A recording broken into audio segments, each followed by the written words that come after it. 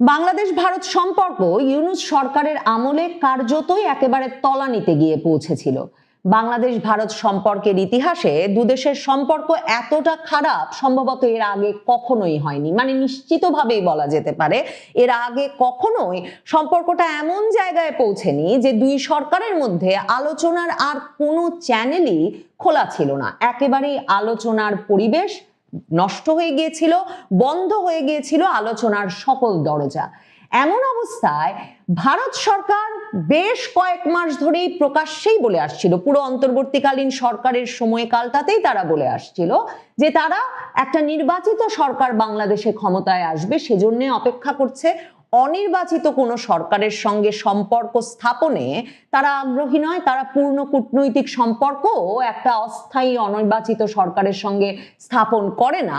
কাজেই তারা নির্বাচিত সরকার আসবার জন্য অপেক্ষা করছে। কাজেই বিএনপি নেতৃত্বাধীন সরকার, তারেক রহমানের নেতৃত্বে সরকার গঠিত হওয়ার পর ভারত যে খুবই আগ্রহের সঙ্গে হাত বাড়িয়ে দিয়েছে, সেটাতে একেবারে ভারতের শীর্ষ নেতৃত্ব কোনো রাগঢাক করছেন না।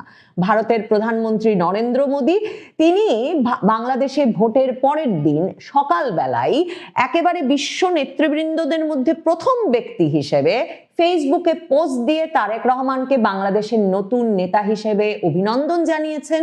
বলেছেন যে বাংলাদেশের মানুষ যে তার প্রতি আস্থা প্রকাশ করেছে তারই প্রমাণ এই ভোট। এবং তারপর শুক্রবার দিনেই তারেক রহমানকে সরাসরি ফোন করেছেন ভারতের প্রধানমন্ত্রী মোদী, এবং ফোন করে আবারও অভিনন্দন জানিয়েছেন, ভারত বাংলাদেশ সুসম্পর্ক স্থাপনে আগ্রহ প্রকাশ করেছেন, একসঙ্গে কাজ করার আহ্বান জানিয়েছেন। এমন অবস্থায় বিএনপিও যে ভারত বাংলাদেশ সম্পর্ককে একটা যুক্তিসঙ্গত জায়গায় নিয়ে যেতে চায় এবং আবারও এই দুদেশের সম্পর্ককে সচল করতে চায়, বিএনপির নেতৃত্বের তরফেও সে বার্তা স্পষ্টতই আসছে। ভারতের শীর্ষস্থানীয় পত্রিকা দ্য হিন্দুকে দেওয়া এক সাক্ষাৎকারে বিএনপি মহাসচিব মির্জা ফখরুল ইসলাম আলমগীর বলেছেন যে ভারত বাংলাদেশ সম্পর্ক কোনো একটা বিষয়ের ওপর আটকে থাকতে পারে না, এবং ভারতে শেখ হাসিনা আছেন সে বিষয়টার মধ্যেই ভারত বাংলাদেশ সম্পর্কটা আটকা পড়ে যেতে পারে না। সেটা ভারত বাংলাদেশ সুসম্পর্কের ক্ষেত্রে একটা বাধা হয়ে দাঁড়াতে পারে না। দুদেশের সম্পর্ককে আরো ভালো করবার আগ্রহ প্রকাশ করেছেন মির্জা ফখরুল ইসলাম আলমগীর। তিনি বলেছেন যে তারা ইভেন বেটার টাইজ প্রত্যাশা করেন, আরো ভালো সম্পর্ক স্থাপন এবং প্রতিষ্ঠা করতে প্রত্যাশা করেন। মির্জা ফখরুল ইসলাম আলমগীর দ্য হিন্দুকে দেওয়া এই সাক্ষাৎকারে, গুলশান কার্যালয়ে বসে দেওয়া এই সাক্ষাৎকারে বলেছেন যে একদিকে যেমন বাংলাদেশ তার স্বার্থ সংশ্লিষ্ট যেসব প্রকল্প আছে ভারতের সঙ্গে সেগুলোকে আরো জোরদার করতে চায়, তেমনি তারা চায় যে মানে উন্নয়ন অংশীদার হিসেবে ভারতের যে ভূমিকা সেটাকেও আরো গুরুত্বের সঙ্গে নিতে এবং আরো জোরদার করতে। তিনি বলেছেন যে তারা বিশ্বাস করেন যে মানবাধিকার লঙ্ঘনের মতো অপরাধের সঙ্গে শেখ হাসিনার জড়িত ছিলেন, শেখ হাসিনার বিরুদ্ধে যেসব অভিযোগ এসেছে, শেখ হাসিনা এবং আওয়ামী লীগ নেতৃবৃন্দের বিরুদ্ধে তাদের বিচার হওয়া উচিত এবং তাদের বিচার প্রক্রিয়া যেমন চলছে তেমন চলবে। কিন্তু মির্জা ফখরুল ইসলাম আলমগীর বলছেন যে সেটা ভারত বাংলাদেশের যে বৃহত্তর প্রেক্ষাপটের সম্পর্ক, বিশেষভাবে এর বাণিজ্যিক এবং ব্যবসায়িক যে সম্পর্ক including trade and commercial ties, সেক্ষেত্রে এটা কোনো বাধা হতে পারে না। কারণ তিনি বলছেন we want to build even better ties, আমরা আরো ভালো সম্পর্ক গড়ে তুলতে চাই। মির্জা ফখরুল ইসলাম আলমগীর এরপর কিছু উদাহরণ হাজির করেছেন এই সাক্ষাৎকারে। তিনি বলেছেন যে মার্কিন যুক্তরাষ্ট্র এবং চীন তাদের মধ্যে সম্পর্কে, দ্বিপাক্ষিক সম্পর্কে নানা জটিলতা আছে, কিন্তু এসব জটিলতার কারণে তারা যে একের সঙ্গে অপরে কাজ করে না এমনটা কিন্তু নয়। কাজেই কোনো একটি ইস্যু বা কোনো বিশেষ বিষয়কে মাথায় রেখে ভারত বাংলাদেশ সম্পর্ক স্থবির হয়ে পড়তে পারে না, এবং সেখানে তিনি বিএনপির রাজনীতির, বিএনপির নেতৃত্বের ভারত বাংলাদেশ সম্পর্কের ক্ষেত্রে যে ঐতিহাসিক ভূমিকা সেটাও মনে করিয়েছেন। তিনি মনে করিয়েছেন যে 1975 সালে বঙ্গবন্ধু শেখ মুজিবুর রহমানের মৃত্যুর পর কিন্তু শেখ হাসিনা এবং তার পরিবারের অন্যান্য সদস্যরা যখন ভারতে ছিলেন তখনও প্রেসিডেন্ট জিয়াউর রহমান ভারতে গেছেন এবং তিনি ভারতের তখনকার প্রাইম মিনিস্টার মোরারজি দেশাইকে বাংলাদেশে আমন্ত্রণ জানিয়েছেন এবং বাংলাদেশে সফর করেছেন ভারতের তখনকার প্রধানমন্ত্রী। শুধু তাই নয়, মির্জা ফখরুল ইসলাম আলমগীর মনে করাচ্ছেন যে 1980 সালে যখন শেখ হাসিনা ভারতে বসে রীতিমতো প্রস্তুতি নিচ্ছেন যে তিনি বাংলাদেশে রাজনৈতিকভাবে প্রত্যাবর্তন করবেন, তখন কিন্তু প্রেসিডেন্ট জিয়া দিল্লি সফর করেছেন এবং সেখানে গিয়ে ইন্দিরা গান্ধীর সঙ্গে তিনি সাক্ষাৎ করেছেন। তার মানে বাংলাদেশের রাজনীতির সঙ্গে ভারত বাংলাদেশ সম্পর্ককে মেলানোটা যে বিএনপি ঐতিহাসিকভাবেই কখনো করে নাই, সেটা সরাসরি মির্জা ফখরুল ইসলাম আলমগীর এই সাক্ষাৎকারে মনে করিয়েছেন। প্রধানমন্ত্রী নরেন্দ্র মোদী ভারতের তরফে এরই মধ্যে তারেক রহমানকে ব্যক্তিগত চিঠি লিখে তারেক রহমানের স্ত্রী ডাক্তার জুবাইদা রহমান এবং তার কন্যা জাইমা রহমানকে ভারত সফরে যাওয়ার আমন্ত্রণ জানিয়েছেন। ভারতের লোকসভার স্পিকার ওম বিড়লাকে ভারতের প্রধানমন্ত্রী তার প্রতিনিধি হিসেবে তারেক রহমানের শপথে পাঠিয়েছিলেন এবং তার হাত দিয়ে এই আমন্ত্রণের চিঠি গেছে।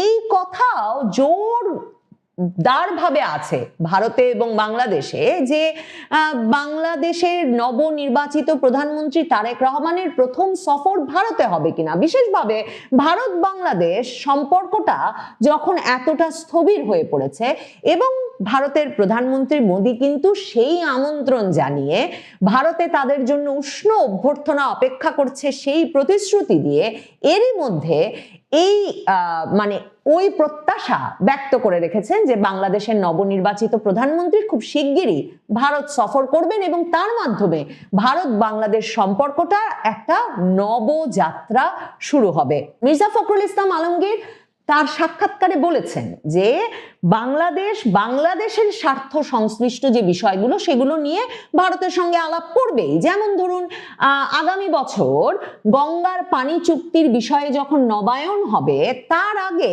ফারাক্কার পানি বন্টনের বিষয়, ফারাক্কার পানির বিষয়টি আসবে। মির্জা ফখরুল ইসলাম আলমগীর সেটা বলেছেন। মির্জা ফখরুল ইসলাম আলমগীর বলেছেন যে বর্ডার কিলিং নিয়ে, সীমান্ত হত্যা নিয়ে দুদেশের মধ্যে কথা হতে হবে।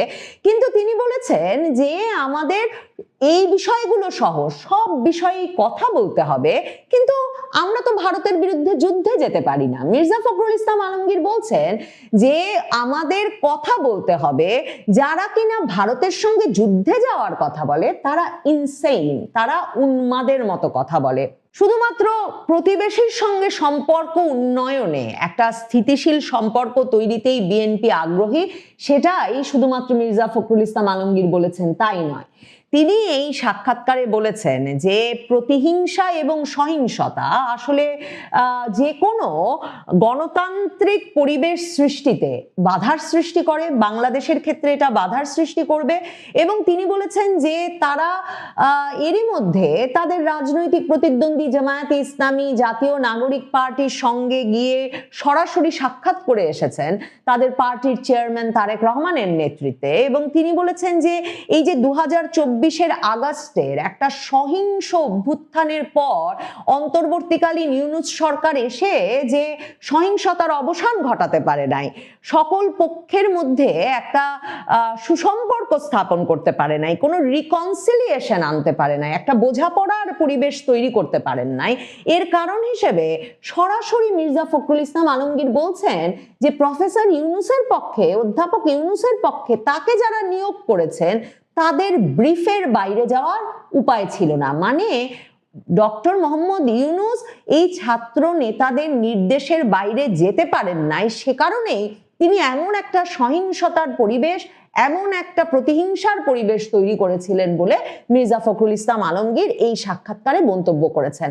মির্জা ফখরুল ইসলাম আলমগীরের এই সাক্ষাৎকারে এটা পরিষ্কার যে ভারতের প্রধানমন্ত্রী নরেন্দ্র মোদী ফেসবুক পোস্টে তারেক রহমানকে অভিনন্দন জানাতে গিয়ে যে কথা বরাবরের মতো আরেকবার উল্লেখ করেছিলেন যে ভারত সবসময় বাংলাদেশে একটা গণতান্ত্রিক, প্রগতিশীল এবং অন্তর্ভুক্তিমূলক পরিবেশ দেখতে চায়, একটা গণতান্ত্রিক, প্রগতিশীল, অন্তর্ভুক্তিমূলক, ইনক্লুসিভ বাংলাদেশের প্রতি সবসময় ভারত সরকারের সমর্থন আছে, এটা যে তিনি বলেছিলেন। নতুন যে বিএনপি সরকার, তারাও তেমন একটা পরিবেশ বাংলাদেশে সৃষ্টিতে আগ্রহী, সেই প্রতিশ্রুতিটাও কিন্তু বিএনপি মহাসচিবের এই সাক্ষাৎকারে পরিষ্কার। তারা রাজনৈতিক প্রতিহিংসা থেকে সরে আসার কথা বলেছেন। তারা রাজনৈতিক প্রতিহিংসা, সহিংসতা কোথাও নিয়ে যেতে পারে না বাংলাদেশকে, এবং গণতান্ত্রিক পরিবেশের জন্য মঙ্গল নয়, সেটা উল্লেখ করেছেন। তেমনি শেখ হাসিনা ভারতের অতিথি হিসেবে আছেন। ভারত বাংলাদেশ যোগাযোগের একটা মূল বিষয় এটা হয়ে আর থাকবে না, যেমনটা ইউনূস সরকারের আমলে ছিল। যে ইউনূস সরকারের আমলে বারবার একরকমের রাজনৈতিক খেলা খেলতে চেয়েছে যে শেখ হাসিনা ভারতে, কাজেই ভারত বাংলাদেশের শত্রু, এবং সে কারণে ভারতের সঙ্গে বাংলাদেশের কোনো সম্পর্ক হতে পারে না। ভারতের সেভেন সিস্টার্স বরং আমাদের দখল করে নেওয়া উচিত, যুদ্ধ করা উচিত। হাসনাত আবদুল্লাহরা বারবার এটা বলেছেন। শুধু হাসনাত আবদুল্লাহ নয়, একেবারে ডক্টর মোহাম্মদ ইউনূস এটা বলেছেন যে বাংলাদেশ যদি ভালো না থাকে তাহলে আমরাও সেভেন সিস্টার্সকে অস্থিতিশীল করে দেব। তার মুখেই প্রথম সেভেন সিস্টার্স এর কথা শোনা গিয়েছিল একেবারে 2024-এর 8ই আগস্ট দেশে এসে ক্ষমতা গ্রহণেরও আগে এনডিটিভিকে দেওয়া সাক্ষাৎকারে। কাজে এমন পরিস্থিতিতে ইউনূস সরকারের সঙ্গে ভারত সরকার কিছুতেই একটা সম্পর্ক স্থাপন করে উঠতে পারে নাই। এই অবস্থায় আবারও বাংলাদেশ ভারত সম্পর্ক যে সচল হতে যাচ্ছে, একদিকে যেমন নবনির্বাচিত তারেক রহমানের সরকার সে বিষয়ে আগ্রহী, ভারত সরকারও যে ভীষণভাবে আগ্রহী একটা উষ্ণ সম্পর্ক গড়ে তুলতে বিএনপি সরকারের সঙ্গে, যেই দলটির সঙ্গে ভারতের একটা ঐতিহাসিক সম্পর্ক আছে, রাজনৈতিক সম্পর্কের এবং দুদেশের মধ্যকার সম্পর্ক এগিয়ে নেওয়ার ক্ষেত্রে, সেটা এখন পরিষ্কার। ভারত সরকার এই আগ্রহ, এই ঐতিহাসিক সম্পর্কের কথা বেগম খালেদা জিয়ার মৃত্যুর পরেও তারেক রহমানকে লেখা চিঠিতে সংসদে বেগম খালেদা জিয়ার জন্য শোক প্রস্তাব গ্রহণের সময় বারবার উল্লেখ করেছে। তবে ভারত যে আঞ্চলিক স্থিতিশীলতা এবং নিরাপত্তার স্বার্থে একটা অন্তর্ভুক্তিমূলক রাজনৈতিক পরিবেশ বাংলাদেশে কামনা করে, সেটা ভারতের প্রধানমন্ত্রী নরেন্দ্র মোদী এই নির্বাচনের পরের বার্তায়ও যেমন জানাতে ভোলেন নাই, নির্বাচনের দিনেও ভারতের পররাষ্ট্র মন্ত্রণালয়ের মুখপাত্র রণধীর